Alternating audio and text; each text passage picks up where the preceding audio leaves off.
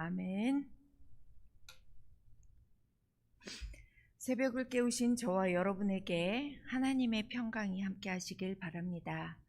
오늘 우리에게 주시는 하나님의 말씀은 요한복음 17장 1절에서 9절까지 교독하시겠습니다. 예수께서 이 말씀을 하시고 눈을 들어 하늘을 우러러 이르시되 아버지여 때가 이르렀사오니 아들을 영화롭게 하사 아들로 아버지를 영화롭게 하게 하옵소서.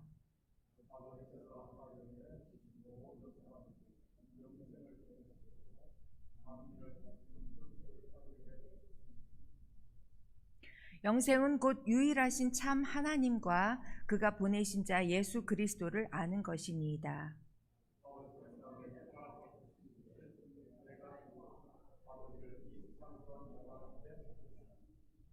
아버지여 창세전에 내가 아버지와 함께 가졌던 영화로서 지금도 아버지와 함께 나를 영화롭게 하옵소서.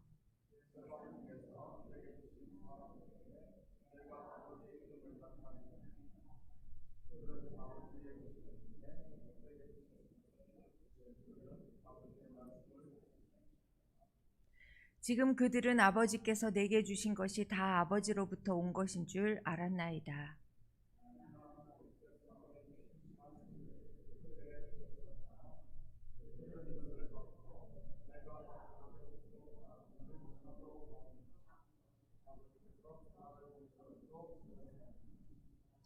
함께 읽겠습니다. 내가 그들을 위하여 비옵나니 내가 비옵는 것은 세상을 위함이 아니요 내게 주신 자들을 위함이니이다. 그들은 아버지의 것이로소이다. 아멘. 눈을 들어 하늘을 우러러 기도하시는 예수님의 모습입니다. 우리를 위한 희생 제물이 되신 예수 그리스도께서 대제사장으로서 하나님 앞에 죄인인 우리를 위해 간구하고 계십니다. 우리를 향한 그분의 과분한 사랑을 여러분들은 느끼십니까? 예수님의 사랑이 하나님을 영광스럽게 하고 또 그 사랑이 예수님을 통해 하나님다운 그분의 인격이 드러나게 된 것을 우리가 볼 수 있기를 바랍니다. 여러분은 하나님다움의 절정은 무엇이라고 생각하십니까? 하나님이 이르시되 빛이 있으라 하시니 빛이 있었고 하실 때처럼 천지를 지으실 때일까요? 아니면 마지막 날에 우리의 죄를 심판하실 때가 하나님다움의 절정일까요? 하나님다움의 절정은 바로 사랑입니다. 하나님의 사랑이 가장 적나라하게 드러날 때 하나님은 가장 영광스러운 분으로 드러나게 되십니다. 하나님은 때로는 빛나는 광채로 자신을 드러내시기도 하고 때로는 정의로움과 공의로움으로 스스로를 나타내시기도 하십니다.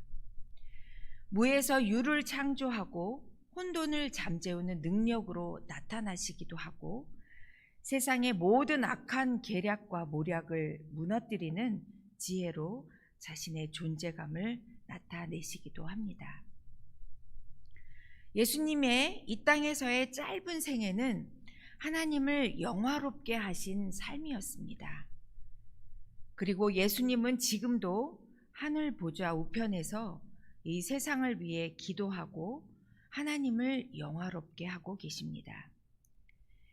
이 세상이 하나님의 성품에 걸맞게 질서와 조화를 이루며 생명력이 충만한 곳이 되도록 우리 존재의 근원이신 하나님을 인정하고 그분을 경배하도록 예수님은 지금도 일하고 계십니다.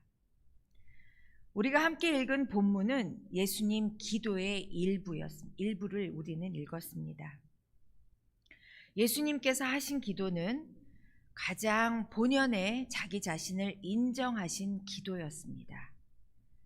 간구하는 일, 부탁하는 일은 자신의 한계를 인정하는 일이요, 상대방의 능력을 신뢰하는 일입니다.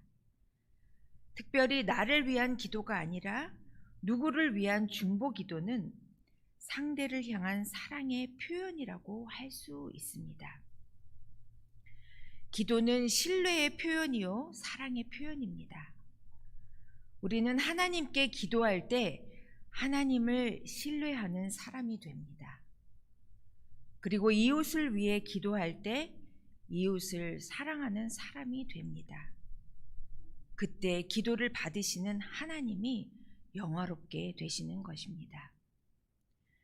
하나님을 신뢰해야 우리가 기도가 나오겠지만 기도가 하나님을 신뢰하게 만들기도 합니다. 이웃 사랑을 해야 그들을 위한 기도가 나오겠지만 그들을 위한 기도를 하면 이웃을 사랑하게 되는 복합적인 은혜가 이 기도에 있는 것입니다. 이것이 바로 기도의 능력입니다. 하나님에 대한 전적 신뢰가 어려우시다면 기도부터 하십시오.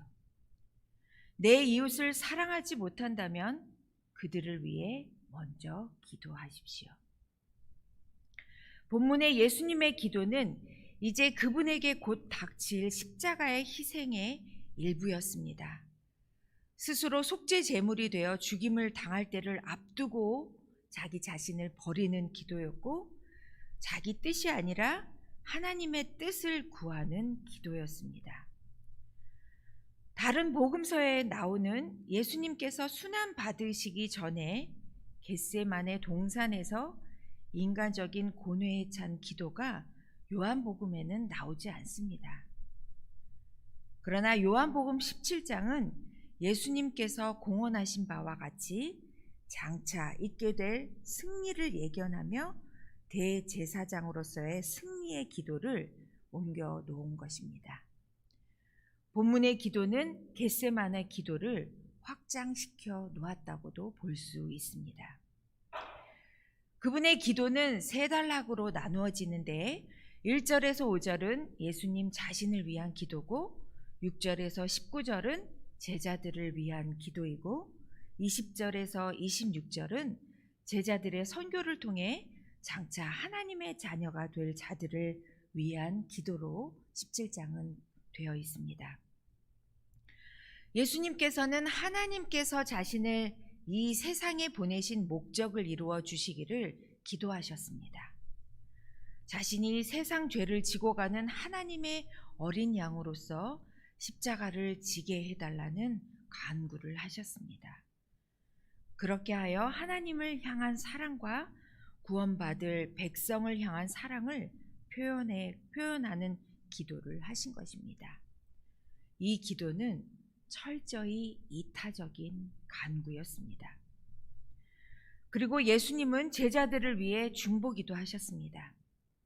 제자들을 보전해 달라는, 그 보전에서 하나가 되게 해달라는 기도를 하셨고, 세상에서 미움받는 중에 악에 빠지지 않도록 지켜달라고 기도하셨고, 진리로 거룩하게 해달라는 기도를 하셨습니다.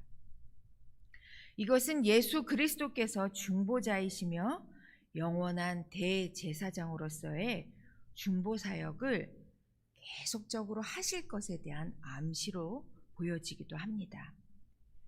대제사장은 하나님과 백성 간에 다리를 놓아주는 존재입니다. 그래서 하나님과 사람을 해석해주는 존재이기도 하고, 하나님 앞에서 사람의 형편을 아뢰어드리는 일을 하셨고, 사람 앞에서는 하나님의 뜻을 가르쳐주는 존재가 바로 이 대제사장의 역할입니다. 예수님은 하나님이 자신에게 붙여주신 제자들을 위해서 기도하심으로 그분의 사랑을 보여주셨고, 그 대제사장의 역할을 감당하셨습니다. 그리고 죽는 순간까지 그의 기도는 그치지 않았습니다. 그것이 바로 예수님다운 삶을 살고 가셨던 모습이었습니다. 이제 예수님의 대제사장적인 사명을 저와 여러분에게, 그리고 교회가 이어받았습니다. 교회가 자신의 욕망을 위해서가 아니라 하나님 나라와 그분의 의를 위해 기도할 때 하나님이 영광을 받으실 것입니다. 우리가 하나님의 말씀을 받은 그대로 전하고 지키며 사는 제자들이 될 때 주님은 그런 우리가 드리는 기도를 통해 영광 받으실 것입니다. 그때 우리의 기도는 입술로만 드리는 기도가 아니라 온 몸과 온 삶으로 드리는 기도가 되어져야 할 것입니다. 그리고 또한 무언가를 달라고 요구하는 기도만 드리는 것이 아니라 내가 변하고 내가 사랑의 수고를 먼저 감당하고 내가 이 세상보다 주님을 더 사랑하는 사람이 되게 해달라고 구할 줄 알게 될 때 우리는 이 기도를 하나님께 드릴 수 있는 것입니다. 온 몸과 온 삶으로 드리는 기도, 그 기도가 저와 여러분을 사로잡기를 바랍니다. 기도하시겠습니다. 예수 그리스도 외에는 하나님께로 나아갈 다른 길이 없음을 고백합니다. 지금도 우리를 위해 중보하시는 사랑과 은혜에 힘입어 하나님께 영광 돌려드리는 우리의 삶이 되게 하여 주옵소서. 감사드리며 이 모든 말씀 우리 주 예수님의 이름으로 기도합니다. 아멘.